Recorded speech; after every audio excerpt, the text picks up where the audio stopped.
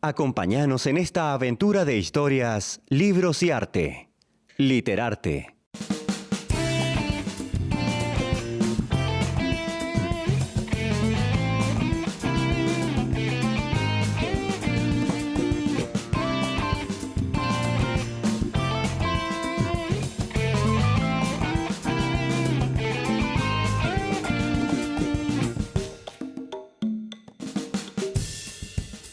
Hola a todos, qué lindo volver a encontrarnos con todos ustedes, disfrutando de un nuevo Literarte y un nuevo cuento. Hola Alberto, hola Lisandro, ¿cómo están? Hola, ¿qué tal Mari? ¿Cómo va?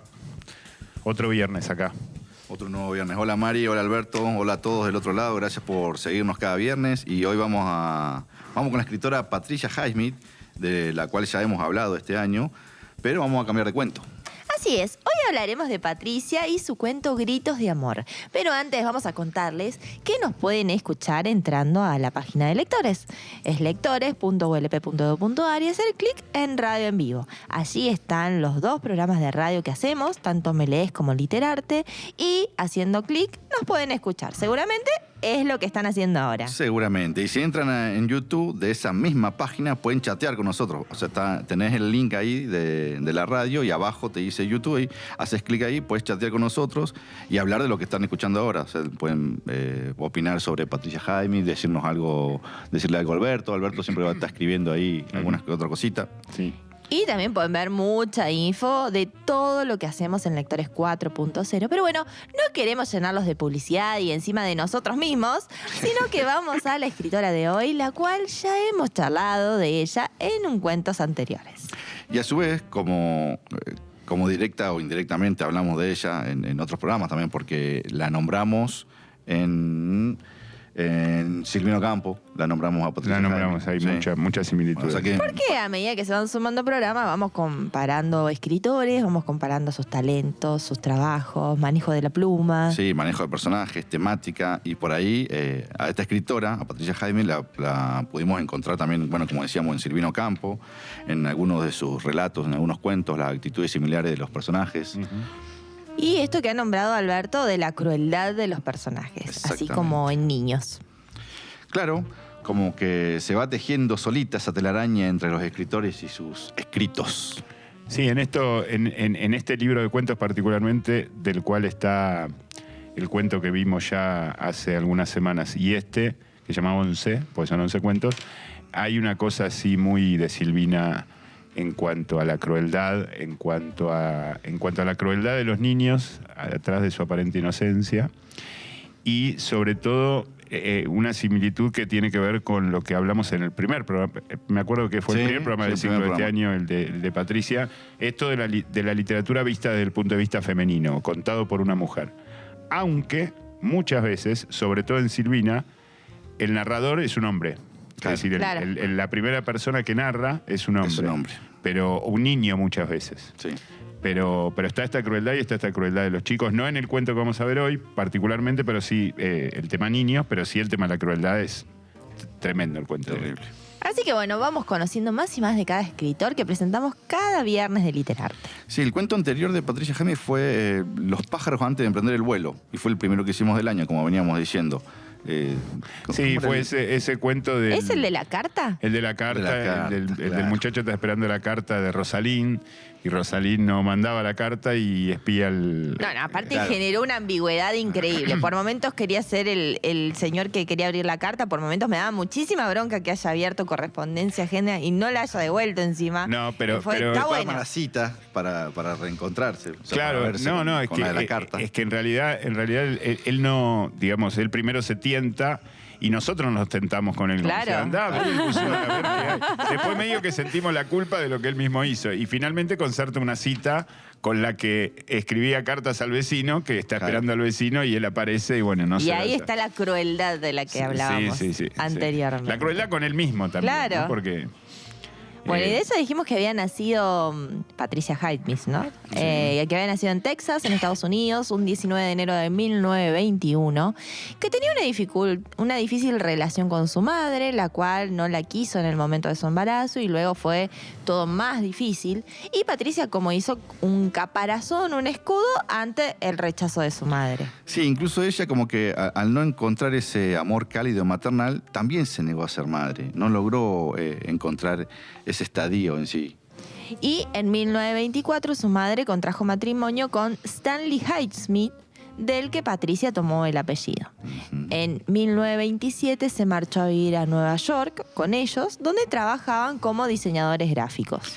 Y a Patricia le interesaba estos temas relacionados con la culpa, la mentira y el crimen, que más adelante fueron los temas centrales de su obra, lo que veníamos diciendo. Se gradúa en 1942 en Barnard College, donde estudió literatura inglesa, latín y griego. Y también estudió también escribió para cómics, habíamos contado que sus primeros trabajos fueron para guiones de cómics, y de ahí en esa época es donde conoce la homosexualidad.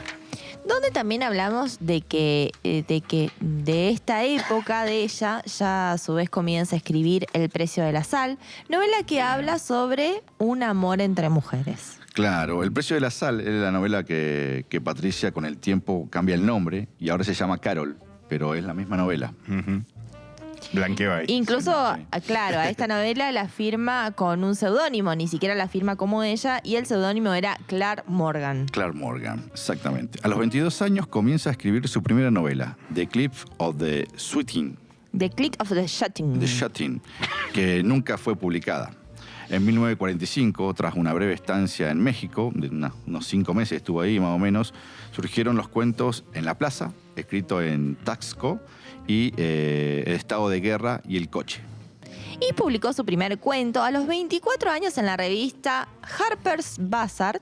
En 1950 publica su primera novela, Extraños en un tren, por la que saltó a la fama un año después con la adaptación al cine de Alfred Hitchcock.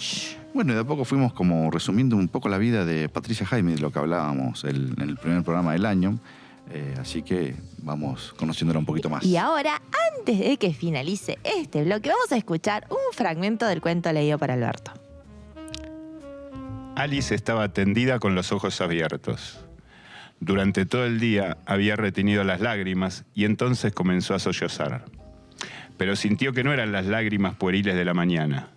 Se secó la nariz con la sábana, se incorporó sobre un codo. La trenza del cabello oscuro de Hattie perfilaba el cuello y el hombro sobre la blanca sábana. Se sentía muy fuerte, lo bastante como para estrangular a Hattie con sus propias manos. Pero la idea de matarla se fumó tan deprisa como entrar en ella.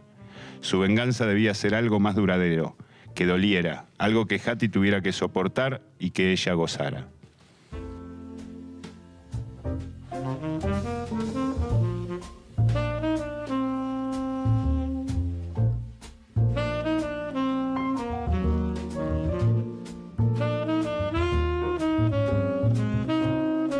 Literatura argentina y universal en Literarte.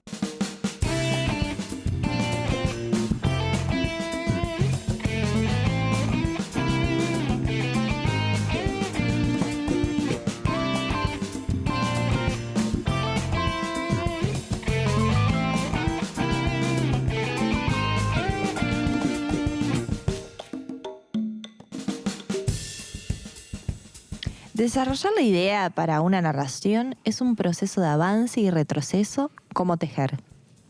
Bueno, ya estamos en el segundo bloque de Literarte y nos fuimos con una parte del cuento de hoy, Gritos de amor de Patricia Highsmith. Y les queremos contar, antes de llegar al análisis, que si entran en www.lectores.ulp.edu.ar pueden encontrar todos los encuentros literarios realizados hasta el momento. Allí podrán encontrar charlas sobre Borges, Bioy Casares, Salinger, Verne, Andrueto y otros sobre géneros literarios como policial, ciencia ficción. Entran allí y pueden verlos por YouTube e ir conociendo un poco más de todos los escritores que vamos charlando cada viernes junto a todos ustedes. Y ahora volvamos a nuestra escritora de hoy. No solo en sus inicios de vida fueron difíciles para con su familia, sino también en el amor. Sí, su vida personal era algo problemática. parte por su alcoholismo, nunca tuvo una relación sentimental que durara más de unos pocos años, ni siquiera con la también novelista Mary James Maker, otra gran escritora estadounidense que también se metió en esto de las novelas de crímenes y misterios. Así que la pareja, por momentos, de Patricia Highsmith también escribía y casi parecido. Sí. O de la misma temática que ella. Sí, Maker tuvo su época de gloria, ya que está considerada como una de las primeras escritoras en escribir novelas del tipo novela pulp lésbica. O sea que en esta época comenzaron estas novelas o este subgénero, por Así es. decirlo. Sí, el término pulp fiction, lésbico, se utiliza para denominar a toda novela pulp de mediados del siglo XX, más o menos, con temas del contenido lésbico. Este tipo de obra fue publicada en los años 50 y 60, más o menos por ahí, por el 51, 52, por las mismas agencias editoriales que producían otros subgéneros de novela pulp fiction, que incluía los westerns, las novelas rosas o románticas y las historias detectivescas también. Bueno, paremos un poquito de tanta Patricia Highsmith y su vida y vamos a ir a desmenuzar este cuento Gritos de Amor, a ver qué nos cuenta Trica, con qué nos va a sorprender hoy. Bueno, este cuento es uno de los 11 cuentos de justamente el libro 11 de 1970, donde prima más que en sus novelas el tema de la crueldad que habíamos hecho referencia en el primer bloque. Y es muy interesante cómo una pareja de mujeres grandes, que no se nos dice abiertamente que es una pareja, podrían ser amigas de vacaciones, pero están como instaladas en un lugar en el que viven normalmente. Claro. Y en el que tienen una vida bastante ociosa y suponemos que algún tipo de renta que les permite vivir de esa manera. Hattie y Alice. Y en donde en el cuento lanza su primer dardo, digamos, cuando Hattie le corta una chaqueta, un vestido, una chaqueta a Alice con una tijera por mera maldad. A ver qué pasa. Para ver qué pasa, digamos. Tenemos que pensar esta cuestión del amor y inclusive podemos trasladar algunas de las cosas que ustedes dijeron de la biografía de Patricia en cuanto a sus inconstancias en el amor y todo eso.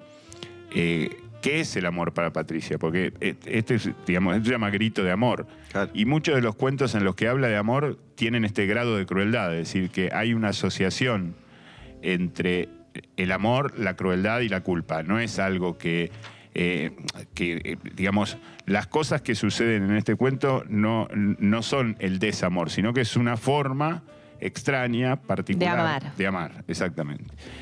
Es interesante cómo van cambiando los puntos de vista durante el cuento, porque esto construye... ¿Por alguna razón es la chaqueta? Y era algo que a ella le gustaba mucho. Hay un recorrido ahí. En la chaqueta había sido el mantel y había sido un libro. O sea, en realidad Alice venía acumulando. Claro. O sea, por eso iba a hablar de los puntos de vista, porque nosotros esto lo conocemos después cuando nos ponemos el punto de vista de Alice. El cuento comienza con el punto de vista de Hattie, que le quiere hacer no una broma, sino una broma pesada, digamos.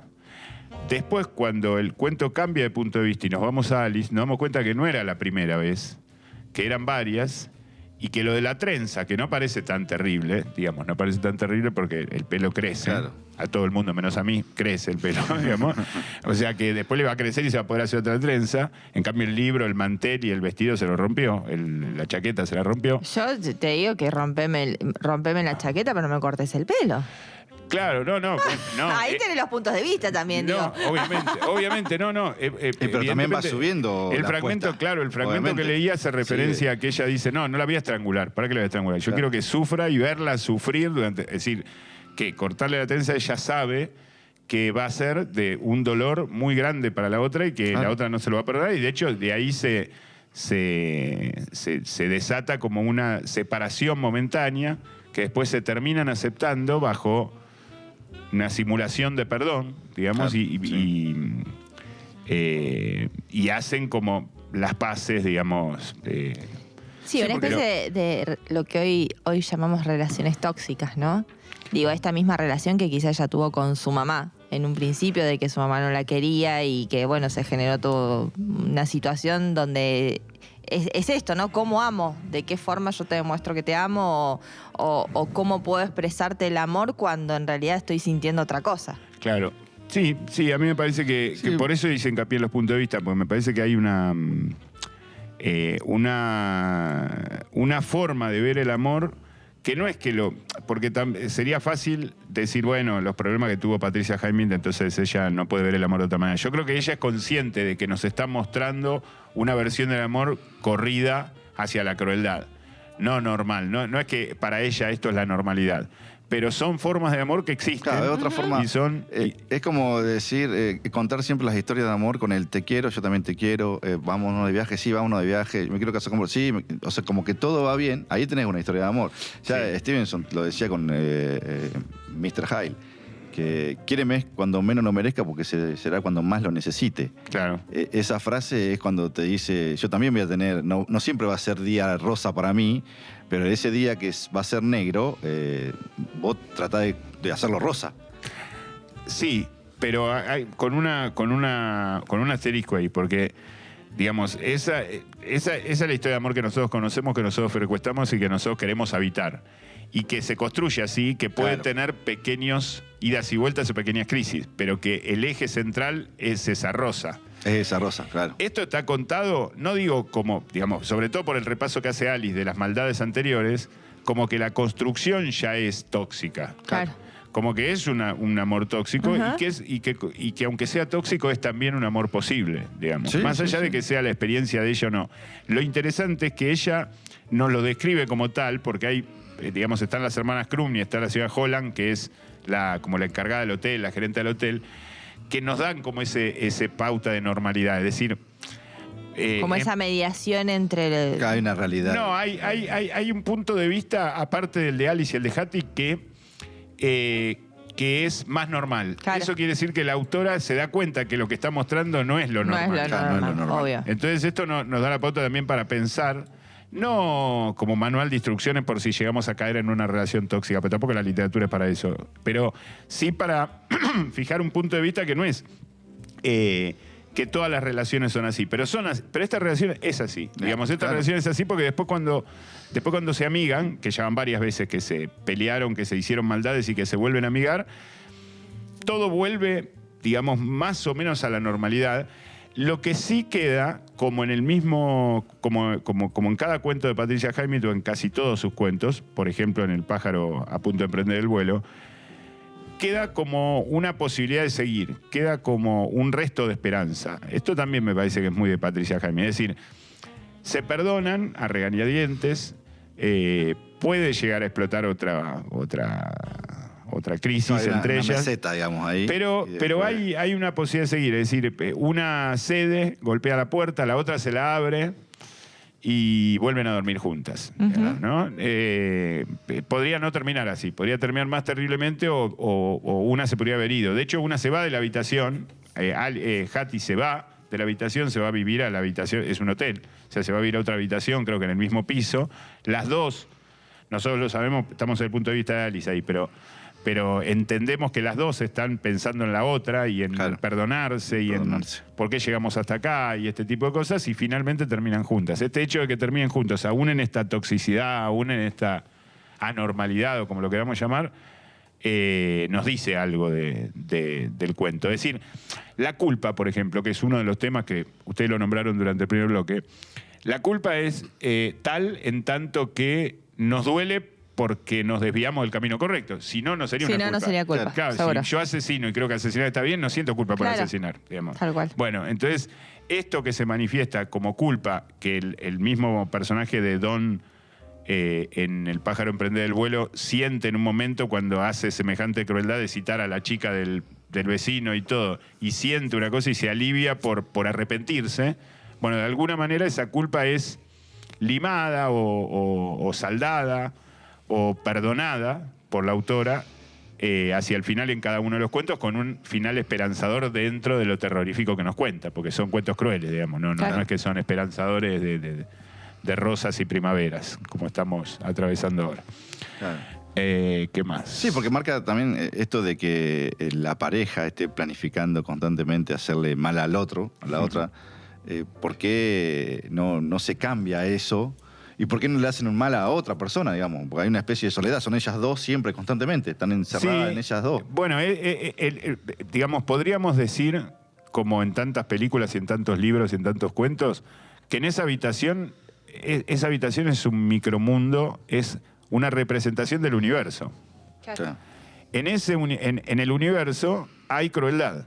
Entonces, en esa crueldad hay que vivir con esa crueldad y salir adelante, digamos. No podés rendirte, te vas a pegar un tiro. Claro. Entonces, pero hay una cosa muy interesante a propósito de esto, que me había notado decir y no lo estaba diciendo, y sobre todo a partir de los puntos de vista, que el cuento empieza contado por Hattie, después por Alice y después termina el final contado por Hattie, que muchas veces en las relaciones, sobre todo de dos, sean parejas o no, uno tiene una percepción de un hecho que es distinta a la que tiene el otro, y ninguno de los dos está mintiendo o está haciendo trampa.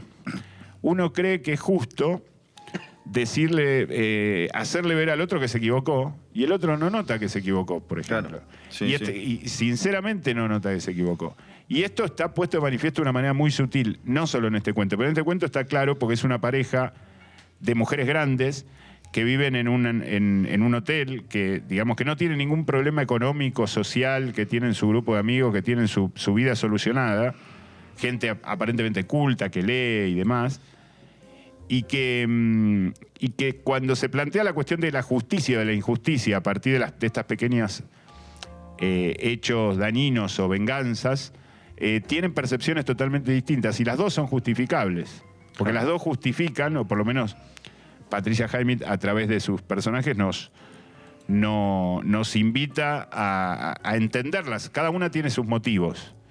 Y cuando cada uno tiene sus motivos es muy difícil el mundo, porque si hay dos fuerzas que se oponen y las dos tienen sus motivos, ¿qué veredicto de justicia podemos dar?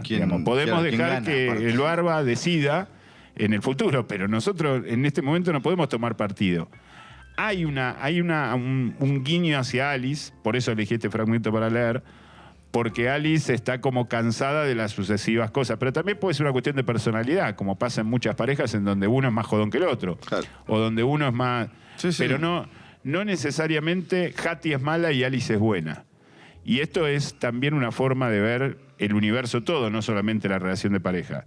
Es decir, sino que hay diferentes perspectivas y hay cosas que uno puede juzgar como injustas, pero el otro no las hace por injusticia, por querer hacer injusticia, sino por hacerlas desde su punto de vista. Y esto, que es complejo y que no soluciona nada, más bien es muy engorroso, es una parte de su visión del mundo que me parecía importante. Sí, cuando lo compartí rescatar. tampoco soluciona nada, porque no es que... No, inclusive no lo podés sacar de ese mundo, porque no podés ir a contárselo a las hermanas Krum en el partido de naipe, no sé, de canasta, no sé qué juegan, y decirle, che, me hizo esto. Claro, no se puede contar. Porque no lo va a entender. No. Porque vos ya sabés que en realidad hay un código adentro. Esto es como la relación de pareja. Digamos, hay determinadas cosas que no se pueden contar fuera de la pareja porque pierden contexto, ¿no? Claro. No porque sean un chisme ridículo. Porque no le puedes decir, no, me cortó la trenza.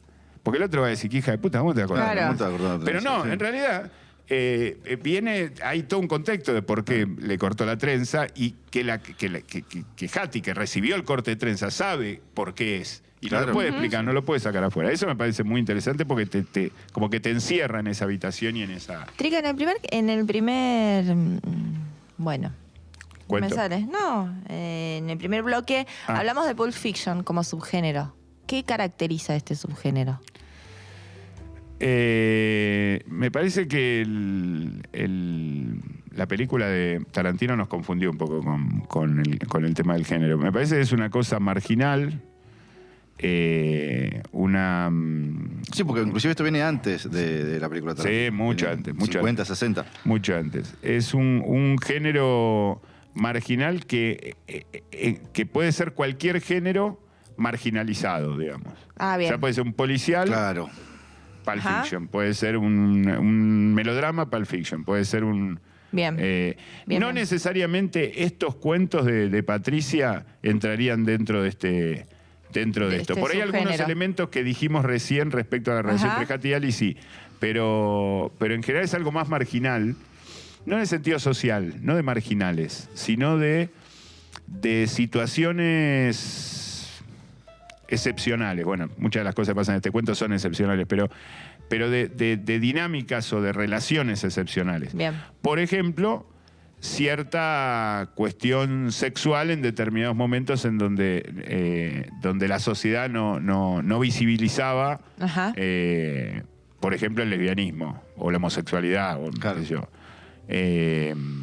O una familia conformada por 2 mamás o 2 papás, para decirlo brutamente, ¿no? Ujú. Y normalizar eso en el cuento, normalizar eso en la narración, puede ser una película también, es una forma de emplear este género o este subgénero, no sé llamarlo género, porque se mezcla con melodrama policial, Sí, comedia. claro. Es que en realidad eso puede ser... entra en todo, por ejemplo, tomando la película como un ejemplo visual, más allá de lo literario que habla el género. Fíjate que cuando hablamos de policiales, los tonos son oscuros, nos rodeamos de mentiras. En cambio acá, en la película, todas las historias que hay son todos hay un departamento, pongo un ejemplo puntual, hay un departamento donde es un departamento normal. Bueno, está pasando algo ilegal. En una película policial, el departamento tiene que ser aislado, tiene que ser nocturno. No, hay un bar, va a pasar algo malo en un bar y el bar está iluminado, es como una cuestión Por eso preguntaba normal. qué lo caracterizaba puntualmente, porque digo, cuando uno habla de oscuro, quizás hace referencia a todas estas cosas que estábamos Es algo hablando. oscuro que pasa en un lugar clarito. Ah, bien. Ahí está. Claro, una sí, cosa sí, así. sí. Sí, una forma de marginalidad inesperada o excepcional. Me parece que es una cuestión de excepcionalidad Claro, que de oscuro. marginalidad. Ujú. Porque es tal cual. En la película se ve bien. Lo que pasa es que la película, el nombre de la película es como ponerle a una película donde hay muchos caballos y mucho desierto, western. Western, Esta película se llama Claro. western. Sí, sí. Y viste, no te dice nada, es medio como que por ahí hasta te confunde porque te define, te subraya. O te Digamos, generaliza. todos los westerns que vas a Claro, ver tendrían que generaliza ser todo. como esa película. Claro. Claro. Y no es así, No pues es eso es una así. característica, pero sí, eso. Bueno, muchas gracias por la explicación. Bueno, y aparecen más y más cosas para conocer de esta gran escritora estadounidense de los años 50, pero ahora nos vamos al segundo corte del día y ya volvemos. No se muevan de ahí.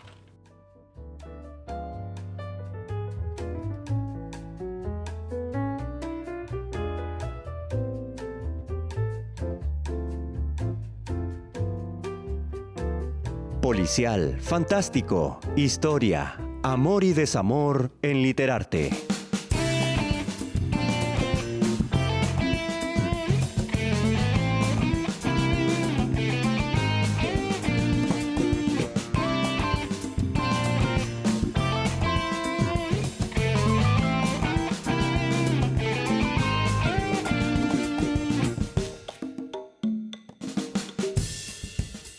Tal vez lleve de mí un impulso criminal grave y reprimido, pues de lo contrario no me interesaría tanto los delincuentes o no escribiría sobre ellos tan a menudo.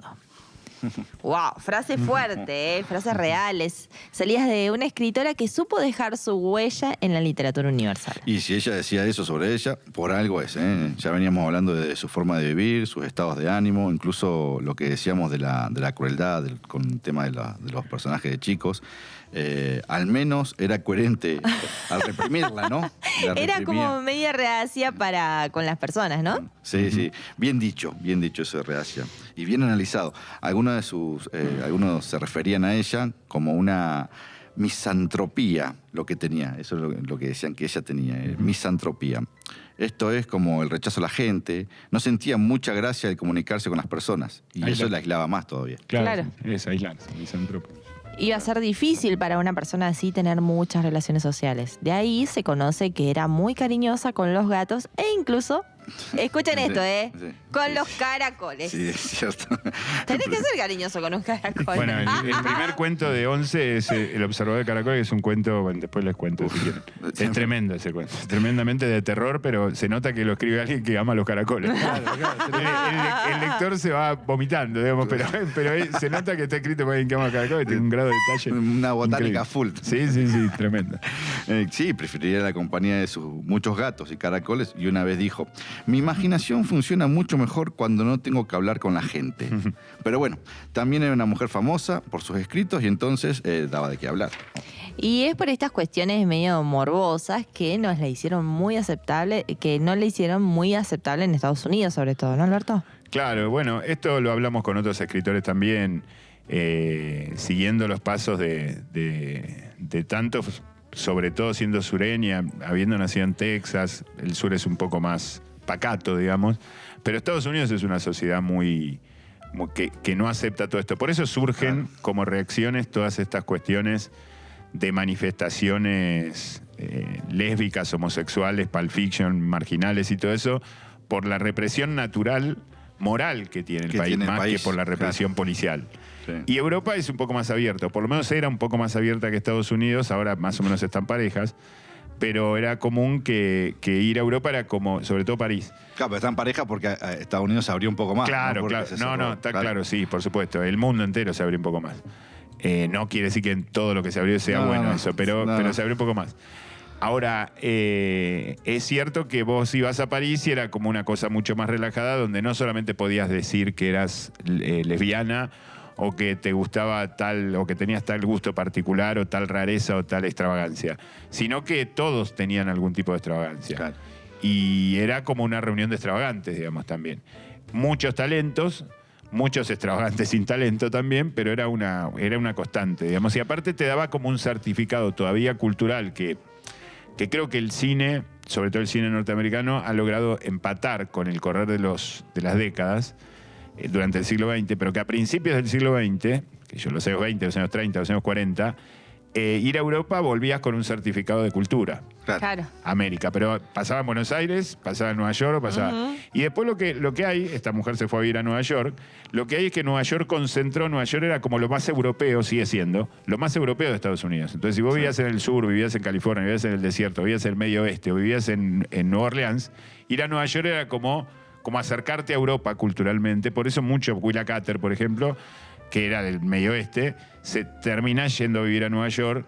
Y es una de las cosas más cerca que tienen contra Inglaterra y contra Francia. Vivir ahí en Nueva York, claro, esa parte del país. aparte es de alguna manera, fue desde con lo bueno y con lo malo, no lo estoy necesariamente halagando, pero fue culturalmente el lugar más europeo y más abierto dentro de esa moral rígida protestante norteamericana, que era lo que de alguna manera tenían que sufrir muchos de estos escritores, o muchos de estos escritores, entre comillas, y halagándolos, anormales, ¿no? Claro. Digamos. Entonces está esta cuestión. Esta cuestión. En fin. Sí, en fin. Jaime encontraba frecuentemente inspiración en el arte, en la psicología clínica y en el reino animal, como bien decíamos recién. Bueno, y anteriormente habíamos dicho que la temática de la obra de Patricia Highsmith se centra en torno a la culpa, la mentira, el crimen, y sus personajes muy bien caracterizados suelen estar cerca de la psicopatía y se mueven en la frontera misma entre el bien y el mal. Sí, esto es muy notorio en sus primeras novelas publicadas. Estaños en un tren en 1950, que fue llevada un año después al cine por Hitchcock, como decía Mariela, que la hizo con el mismo título, inclusive Hitchcock, y cuyo guión fue adaptado por Raymond Chandler. Nada menos. Otro que estaba dentro de lo policial y ese Sí, tipo sí. de cosas. Bueno, escribió más de 30 libros entre novelas, 8 colecciones de cuentos y ahora, Trica, de todo ese montón, De esos 30 libros de novelas. va a elegir Uno y solamente uno. Una novela. Aunque en realidad no sé cuántos va a nombrar. Uno solo, pero bueno, vamos uno a solo. intentarlo. Uno solo. Una novela que no sé si entraría dentro de lo que hablamos del Pulp Fiction y toda esta cuestión. Es una novela policial más bien clásica que se llama La Coartada Perfecta, que escribió en 1950, publicó en 1955, de haber escrito en el 53-54, y no sé si tendría que chequear la bibliografía, pero no sé si no es la segunda novela, porque la primera es del 50, Extraños en un tren, si no es la segunda, la tercera. Es un policial muy sencillo, pero es sencillo como sus cuentos, sencillo pero crueles, complicados, desde el punto de vista del crimen, es decir, donde nos ponemos en la piel del criminal, esta obsesión por los criminales. Y me acordé de algo que quiero decir antes de que cerremos el programa, porque sé que se nos va el programa. Hay una diferencia entre Hattie y Alice. Hattie miente. Cuando, Ocult dice, no, yo no te corté el saco. Yo no te robé el libro. En cambio, la otra va, le corta la trenza y la mira y le dice, ¿y ahora qué hacemos? ¿Ahora qué hacemos? Mira, acá tengo la trenza. Es muy interesante eso porque nos da dos visiones, dos miradas distintas de una situación tóxica de amor, Claro. digamos, donde claramente ese desafío... O sea, hay dos formas de desafiar, diciendo, mira, te rompí la cara y ahora ¿qué crees que ¿Cómo lo te haga? solucionamos? O decir, yo no te toqué, mentira, no, haber sido otro, no sé, se te lo debes haber perdido. Eso me parece que es interesante. No, hay una que se anima más, obviamente. Claro. Porque las cosas, la chaqueta, el No, mantel, y eso se lo hace haces- cargo. Y lo se hace haces- cargo. es A que- ver, es que hice una esto. cosa- ¿Y? Por eso se anima más, porque una va directa a la persona y la otra no. La otra rompe el mantel. El mantel lo puede romper mientras estoy durmiendo, mientras me fui. Sí, mientras- sí. Aparte pero fue la antes, trenza no no sé. me la puede cortar mientras no estoy. Exactamente. Lo tenés que hacer de In situ, persona. claro. Bueno, y la novela esta me hizo acordar, por algunas cuestiones de la trama, algunos personajes que ahora no me voy a explayar, a esta cuestión de cómo en esa igualdad, en esos universos donde hay determinada igualdad de anormalidades, uno puede encontrar desigualdades, puede Sí. encontrar determinados valores o determinadas escalas de valores donde uno es más franco que el otro, aunque son igualmente crueles los dos. Aparte, el de la trenza, los dos te vamos a ver sin trenza. Vos la vas a sentir que no la tenés, yo te voy a estar mirando de frente. En cambio, Claro, la nosotros- chaqueta vos la tirás y te compras otra. No, el libro- mantel lo tirás y te compras Y otro. el libro queda a la duda, ¿eh? El libro no hay garantía de que haya sido, queda como en Queda una ahí. nebulosa. No, el libro yo nunca ni sabía que tenías ese libro y vos no sabés si creerlo. Vieron no que yo creerlo. no puedo evitar no ponerme en el lugar del personaje. Y creo que te mato si me cortas el pelo. Y bueno, pero es el caminito. Claro, no, pero eso se generó, esto no justifica, ninguna cosa justifica un daño. Pero esto se generó después de Claro. que te cortaron, mejor dicho, vamos a ponernos en tu lugar, que vos le cortaste a tu pareja una ropa que amaba, que le escondiste, le regalaste o le tiraste un libro y que le rompiste un mantel. Es decir, no se justifica, nada se justifica, porque siempre Claro. se va a duplicar la apuesta, pero en realidad vos hiciste méritos para ligarte ese Para el corte de trenza. Algo tuvo que hacer, tuvo que haber hecho. Bueno, Hoy y- no se usan tanto las trenzas, en ese momento estaba más de moda. Sí, bueno. Y también hablamos de toda la saga de Ripley. Yo te doy Claro. una ayuda. Sí, Vos yo no vos quise- tiraste No, uno. una vez que recomienda libros de relatos. uno. No, yo leí el No, otro día La Máscara de Ripley. No busques pero no. que pise el palito. No. La cortada perfecta, es uno solo hoy. Bueno, hablamos de la saga de Ripley, de los libros de relatos. Yo recomiendo las películas de Ripley también. Sí.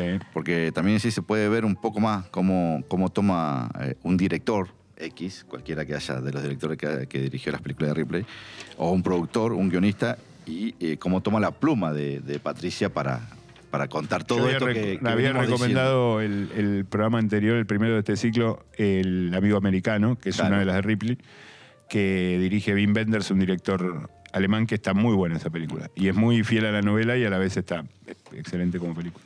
Bueno, y de a poco se nos fue yendo el programa de hoy, el Literarte de este viernes, pero el próximo volveremos con más. Sí, y vamos a volver con un escritor de acá, de nuestro país, y su cuento La hormiga. Así es, el próximo programa vamos a hablar de Marco de Nevi y de la hormiga. Bueno, chicos, chau a todos. Los esperamos el próximo viernes. Chau, chau. Chao amigos, los esperamos el próximo viernes. Buen fin de semana y mucho más Literarte.